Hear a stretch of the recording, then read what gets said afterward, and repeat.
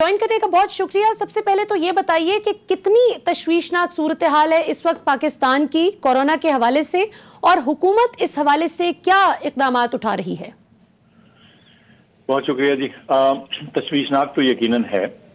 उसकी वजह यह है कि, और मैं क्यों कहता हूं कि तशवीशनाक है, देखिए जो सिर्फ जो नए केसेस हैं उनकी तादाद अगर लें या पॉजिटिविटी की शरह को देखें तो वो भी अहम चीजें हैं, लेकिन अभी तक जो पिछले साल भर में, 1.5 साल में हमने देखा है, 1.25 साल में, वो ये कि जो सबसे अहम शरह है हमारे पास, जो सबसे अहम स्टेटिस्टिक है देखने वाली, वो हमारे हेल्थ सिस्टम के ऊपर प्रेशर है।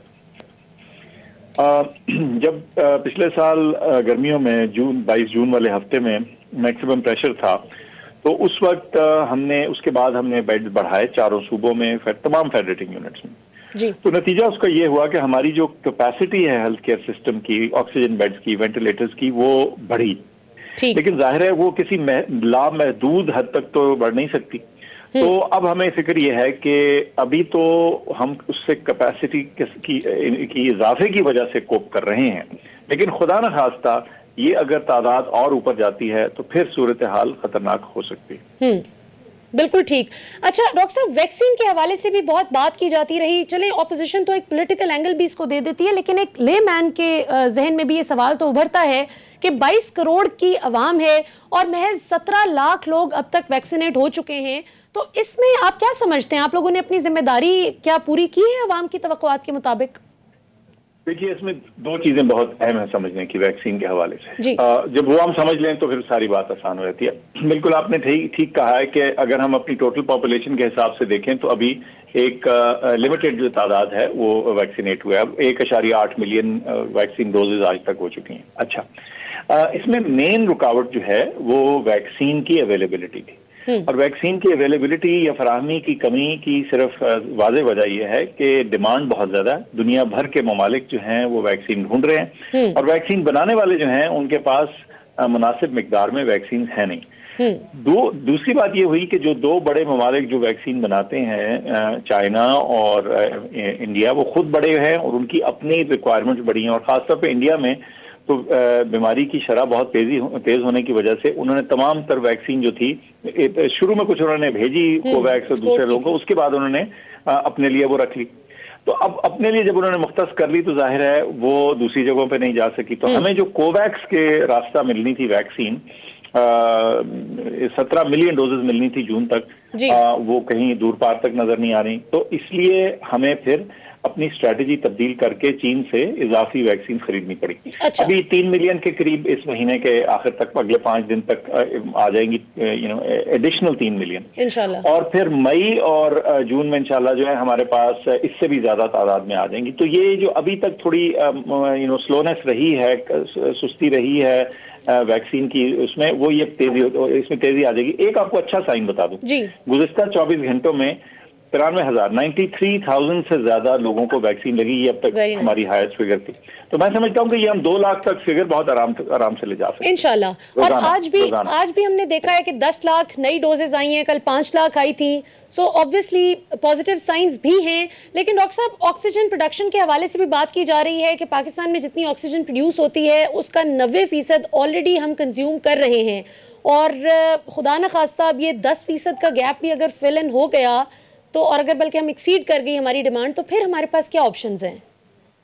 3 चीजें हैं जी। ये वाकई मैं समझता हूँ कि तमाम चैलेंजेस में से अगर इस चैलेंज को सामने रखा जाए तो शायद ये सबसे बड़ा चैलेंज है।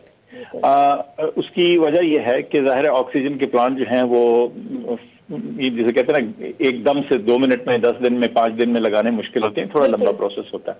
जब शुरू में प्रेशर आया था पिछले साल तो हमने ऑक्सीजन की प्रोडक्शन में तकरीबन 40% इजाफा किया। वो कुछ प्लांट बंद पड़े थे, उनको चलाया, कुछ जो स्टार्ट उसके बाद हुए, तो नतीजा ये हुआ कि इसमें एक इजाफा आया। लेकिन जो इस वक्त हमारी मीट्रिक टन के हिसाब से रोजाना की कैपेसिटी है, उसमें 90% जो है हम ऑलरेडी इस्तेमाल कर रहे हैं। अब इसके आगे चलते हुए एक तो वो 10% का आपके पास मार्जिन है, एक बात, लेकिन हम जाहिर समझते हैं कि 100% पे किसी भी चीज को चलाना वैसे ही खतरनाक होता है। उसके अलावा जो हमारी इंडस्ट्री के लिए इस्तेमाल हो रही है बसूरत दीगर, यानी अगर हमें मुश्किल पेश आती है तो हमें वो डाइवर्ट करनी पड़ेगी। 2 तरीके हो गए।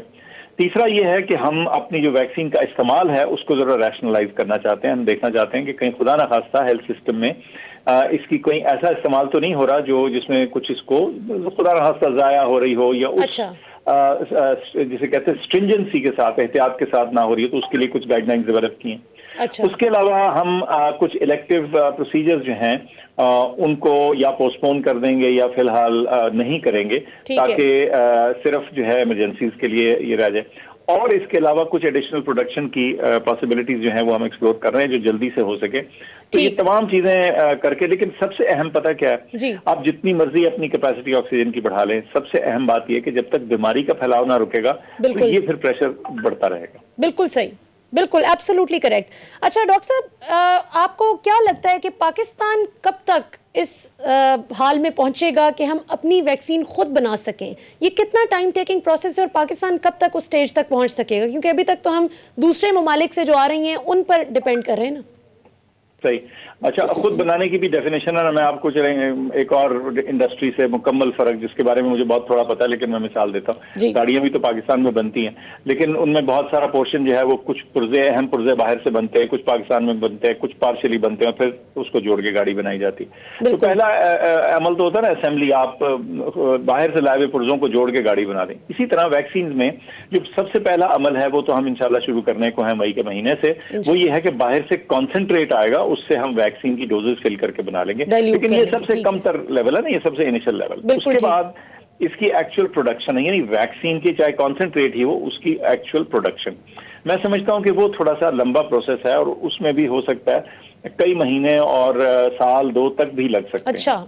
और आखिरी वो मरहला है जिसमें इनोवेशन, यानी जो तहकीक से, स्क्रैच से, नए डिजाइन से, नए तरीकाकार से, नई टेक्नोलॉजी के मुताबिक बनाई जाए, इसको इनोवेशन बोलते हैं। वो इससे भी लंबा प्रोसेस है। लेकिन इनमें से कोई भी चीज नामुमकिन नहीं, और ये हमें करने की अशद जरूरत है, क्योंकि हमारे सामने है। जब जिन ममालिक में वैक्सीन ज्यादा लगी है वो हैं जिन्होंने वैक्सीन अपनी खुद बनाई। हाँ जी, बिल्कुल ऐसा ही है। अच्छा डॉक्टर साहब, अब ये 40% से ज्यादा हम देख रहे थे कि मर्दान में कोविड के फैलाव का रेट था, और आज हमने देखा कि वो वाहिद शहर है, पहला शहर है बल्कि, जिसमें मुकम्मल लॉकडाउन लग गया है तीसरी लहर में। तो आपको क्या लगता है कि इसके बाद कौन सा शहर है जिसका लाइक्लीहुड सबसे ज्यादा है, जहां पर मुकम्मल लॉकडाउन आपको लगता है कि बस अब करीब लग जाएगा? मैं समझता हूँ जी वो तमाम शहर जो हैं पाकिस्तान के जिनके यहाँ पॉजिटिविटी की शरह ज्यादा है। मर्दान सबसे वाज़ेह था जी, लेकिन मैं आपको बताऊं और भी शहर हैं जो कि अच्छे हाई नंबर्स पे चल रहे हैं। पेशावर 22% पे है, एक दिन की फिगर है, ये थोड़ी फिगर है, हैदराबाद की चल रही है, इसको मैं नहीं काउंट करता। लाहौर में 17% चल रही है, स्वाबी और स्वात में 18% है, भावलपुर 15% है, मुजफ्फराबाद 17% है। तो ये तमाम शहर हैं जहां हमें ज्यादा स्ट्रिंजेंट मेजर्स लामहला इनके बारे में सोचना पड़ेगा, और हम सोच चुके हैं, बस इसकी कुछ फाइनल फॉर्म्स हैं। और इधर भी एडिशनल रिस्ट्रिक्शंस या टाइटर लॉकडाउन जिस तरह हैं वो मुतवक्के हो सकते हैं, खास तौर पे अगर जो कंप्लायंस है ना वो अच्छी